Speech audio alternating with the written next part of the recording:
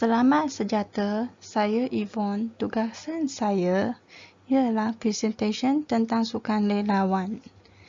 Masa sukan lelawan pada pukul 8 hingga 12 petang. Tempat sukan lelawan di Padang Tadika Bijak Suria. Pertama, aktiviti ibu bapa anak kondusif untuk meningkatkan komunikasi emosi antara ibu bapa dan anak-anak.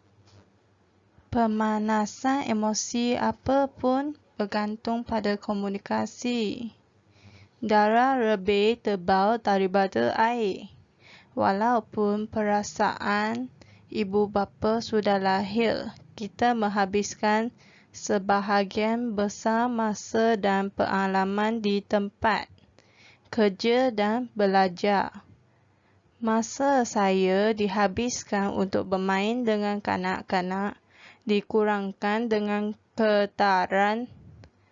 Aktiviti seperti ini akan menjadikan anak anda lebih menyayangi anda dan anda dapat menenangkan hati anda yang letih dan menikmati kebahagiaan sebenar. Setiap kali ibu bapa mengambil bahagian secara aktif dalam aktiviti tersebut, para guru akan memberikan perhatian untuk memberi penegasan dan dorongan agar semasa aktiviti dapat terus meningkatkan semangat ibu bapa yang terlibat.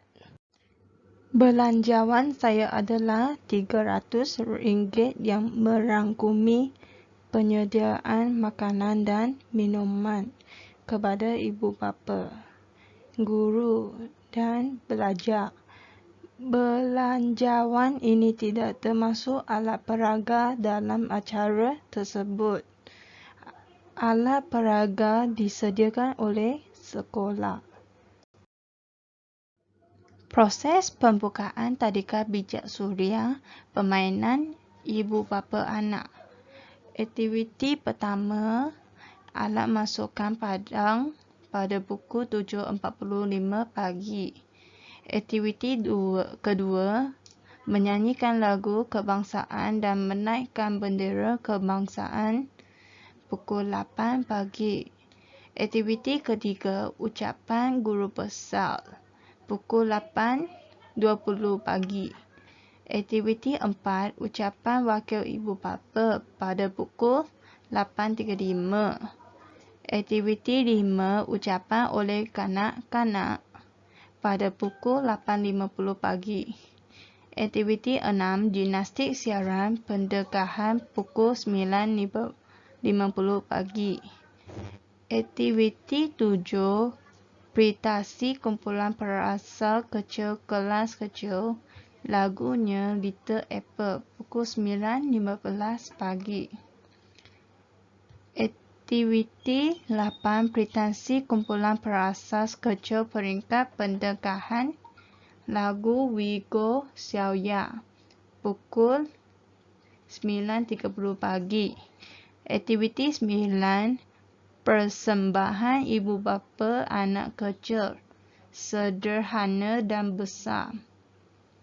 Ialah sayangi saya, peluklah saya, pukul 10 pagi. Aktiviti 10, pertandingan aktiviti ibu bapa anak kelas kecil. Ialah satu kelas utama menolak kereta pada pukul 10.30 pagi. Aktiviti 11, pertandingan aktiviti ibu bapa anak kelas menengah kelas 1 pada pukul 11.30 pagi. Aktiviti ke-12, aktiviti berakhir pada jam 12 dan semua kanak-kanak dan ibu bapa meninggalkan padang pada pukul 12.30 petang. Bermain juga adalah sangat penting dalam membentuk kemahiran interior personal dan sosial kanak-kanak. Sebagai ibu bapa, anda perlu tahu mengenal pasti ciri kanak-kanak yang mengalami masalah bermain, antaranya adalah kurang aktif atau berminat pada aktiviti yang melibatkan duduk, masalah dalam pengendalian peralatan permainan dan kurang berminat untuk meneruskan permainan. Masalah tingkah laku, contoh terlalu ganas atau terlalu aktif, kurang tumpuan, kurang berminat pada permainan yang berusulkan sekutu atau bentuk susunan dan imajinasi, kurang sosial interaksi atau komunikasi, bahasa pertuturan yang terhad, kurang berminat untuk bermain dan memerhati kanak-kanak lain bermain. Yang ni adalah program permainan keluarga. Gambar dengan ibu bapa anak. Objektif pembelajaran pelajar. Pertama, mengeratkan hubungan antara ibu bapa, anak-anak dan tadika, memberi anak-anak percutian yang tidak dapat dilupakan dan memberi peluang kepada ibu bapa untuk kembali ke zaman kanak-kanak. Kedua, biarkan sukan menjadi kebiasaan melalui maraton acara sukan. Ibu bapa anak memupuk anak-anak kecil dan ibu bapa untuk berani mengatasi kesukaran, memperoleh semangat kemenangan dan mengalami kegembiraan kemenangan.